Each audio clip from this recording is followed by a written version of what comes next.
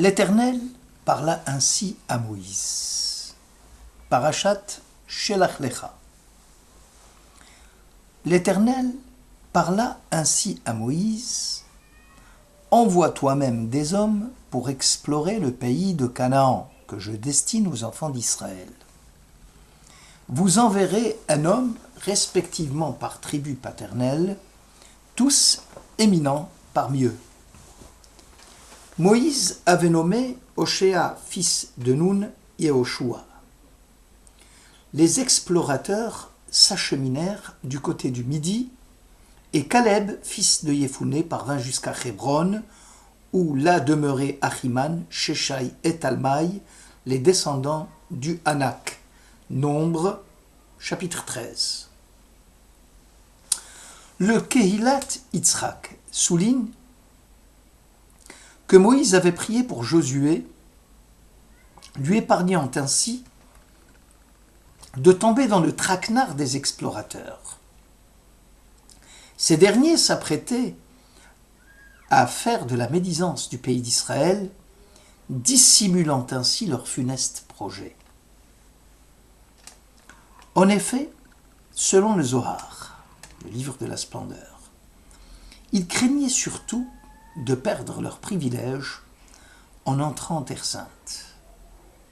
Or, comment se fait-il que Moïse s'inquiétait seulement pour Josué et non pour les autres explorateurs? Moïse n'est-il pas le chef de l'exécutif du peuple d'Israël tout entier? La réalité, c'est qu'il y a deux catégories de transgression. Celle dont l'individu est conscient qu'il commet et celle dont le mauvais penchant masque l'intention de la faute sous couvert de mitzvah. Le groupe de fautes de la deuxième catégorie appelle une très grande vigilance. D'ailleurs, lorsqu'un individu pêche et prend conscience de la nature de sa transgression en avouant sa faute, le chemin de la repentance n'est pas très loin pour lui. Inversement, l'iniquité commise sous le couvert d'une bonne action, d'une mitzvah, devient dangereuse pour l'homme, puisque le mauvais instinct, le Yotzer Hara, tapis à la porte, cherche à l'atteindre.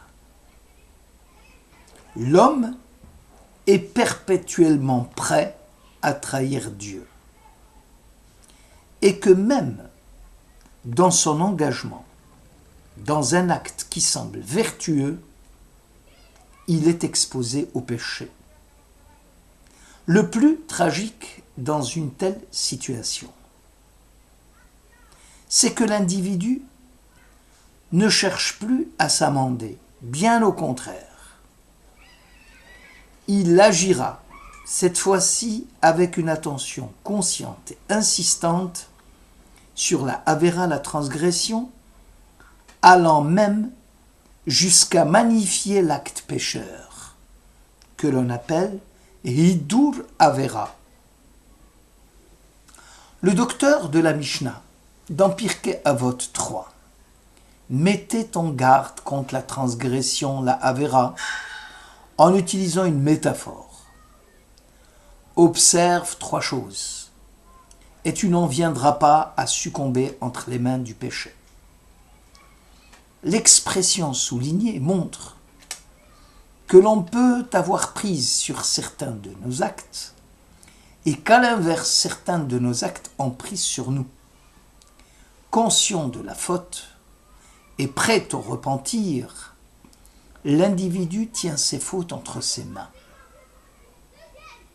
Dans le cas contraire, ce sont les péchés qui nous tiennent entre leurs mains. En analysant la métaphore, on peut avancer que si l'on secoue énergiquement les mains de celui qui tient la Avera, on peut lui faire glisser la faute de ses mains. L'allusion aux épreuves subies par le pécheur et le besoin de rédemption qu'il ressent faisant suite à son repentir, à sa teshuva. À l'inverse, si le mal nous tient entre ses griffes, il nous est difficile de lui échapper. Les explorateurs étaient tous des personnalités justes et éminentes. Moïse d'ailleurs les envoya du désert de Paran sur ordre de Dieu, Alpi Hachem. Selon le Midrash Rabbah au chapitre 16, le choix de chacun des candidats au voyage en Terre Sainte devait avoir l'aval du Saint béni soit-il. Or Moïse était convaincu, compte tenu du niveau spirituel élevé des explorateurs, qu'il serait à l'abri du péché. Loin de Moïse l'idée de penser que ces personnalités éminentes allaient s'accrocher à leurs privilèges et au pouvoir. Par contre, Moïse nourrissait quelques inquiétudes quant à son élève Josué et à son devenir. En effet, lorsque Eldad et Médad prophétisaient dans le camp en disant « Moïse va mourir et c'est Josué qui fera entrer le peuple juif en Terre Sainte », Josué s'écria alors naïvement « Mon maître Moïse, empêche-les ». Dans les Nombres chapitre 11. Moïse craignait que son disciple Josué, sous couvert de mitzvah, ne s'associe dans la médisance aux autres explorateurs, puisque tout le temps que le peuple restera dans le désert, Moïse ne mourra pas. Telle était une intention louable. On comprend dès lors la prière de Moïse à l'adresse de Josué, « Dieu te sauvera de la médisance des explorateurs ». Ces derniers, conscients de leur faute, peuvent s'amender. Or, Josué, sa faute risque d'être masquée par l'intention pure de la mitzvah. Il lui sera difficile de s'en débarrasser. Le problème que l'on soulève dans cette section est bien celui de la confusion et du mal. Le mal souvent se déguise si adroitement en bien qu'il peut aller jusqu'à sucer la vie même du sacré. Dans le monde qui nous entoure, il y a un enchevêtrement, une confusion effrayante entre le sacré et le profane. Ce que les prophètes d'Israël dénonçaient, ce n'était pas l'absence de religion, mais la perversion de la religion. Éphraïm a multiplié les autels, à UTEL, ces autels n'ont servi qu'à pécher. Osée au chapitre 8. La piété même devient un déguisement du péché. La plus horrible manifestation du mal, c'est lorsqu'il agit sous le couvert du bien. Nous savons à quelle monstruosité ce type de religion n'a-t-il pas entraîné les hommes. Cette situation fondamentale revêt de nos jours une urgence particulière. Les années de persécution hitlérienne qui ont amené sur le peuple d'Israël un déchaînement de meurtres par des créatures démentes qui ont versé des fleuves de sang et détruit des millions d'êtres humains nous interpellent. Qu'avons-nous fait pour rendre possible de tels crimes? Que faisons-nous maintenant pour les rendre impossibles? L'homme contemporain devient ainsi la victime d'un abrutissement systématisé. Les images de l'horreur, diffusées par les médias, réduisent notre sensibilité à l'horreur d'autant et son sens de l'honneur qui commence à décliner. Le plus dramatique, c'est que la distinction entre le bien et le mal, chez nous-mêmes, s'émousse. Quand Dieu se mit à créer le monde, dit le Zohar, à révéler ce qui était caché dans les profondeurs, où toute chose était entremêlée, c'est ainsi que la lumière émergea des ténèbres. De même aussi, du bien peut sortir le mal, et de la miséricorde procède le jugement. Justement, Dieu dans le monde de Béréchit mit de l'ordre dans le tohu-bohu, dans le chaos ambiant. Et l'acte de distinguer est l'opération première de l'intelligence. Il faut d'abord discerner le bien du mal, le blanc du noir, le beau du laid, le juste de l'injuste. Tout le message de la Bible consiste à enseigner aux hommes le primat de ce discernement. Que de fois les hommes optent pour de mal, sous le déguisement du bien, provoquant ainsi des catastrophes.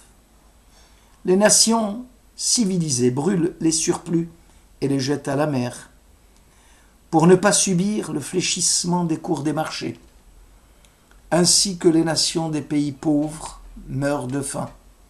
Les dictateurs étendent leur domination sur le monde entier, et trouvant des adeptes qui persécutent et tuent, au nom du chef, au nom du gourou, pour le bien de l'humanité, disent-ils. L'existence du mal tel que l'évoquait le Zohar n'est qu'une autre expression du dynamisme de la création. Est appelé mal ce qui est imparfait, mauvais. Une mauvaise terre, nous disons dans le langage courant, est une terre dépourvue d'eau. Au monde créé imparfait, le mal est inhérent à la mission de celui qui fut créé à l'image du divin et qui consiste à collaborer avec le Créateur justement pour compléter cette création. Il existe des maladies. L'homme doit découvrir les remèdes pour détruire les agents de l'infection. Il existe des pénuries alimentaires. La pitié du cœur n'est pas suffisante. L'homme a le devoir de féconder les déserts, d'assécher les marais, de distribuer équitablement la richesse alimentaire. Ce qu'il faut comprendre, c'est que si Dieu avait voulu perfectionner lui-même sa création, il l'aurait amené dès l'origine à l'état de perfectionnement et d'achèvement. L'existence de l'homme était inconcevable dans un monde parfait, car la liberté eût été dépourvue de liberté. La place de l'homme dans un monde inachevé est primordiale, puisqu'il a été créé à l'image de Dieu, et c'est ce qu'il y a lieu de retenir. Quand une calamité nous frappe, notre histoire personnelle et collective, inscrite dans le temps limité et dans l'espace fini, ne nous permet pas de comprendre si c'est un bien ou un mal pour nous-mêmes. Quand un malheur nous arrive, scrutons bien nos actes pour savoir si c'est un châtiment ou s'il s'agit d'une épreuve à surmonter en vue d'un idéal plus élevé. En bref, c'est à l'homme et à lui seul qu'incombe le devoir de déraciner le mal et de l'en éradiquer.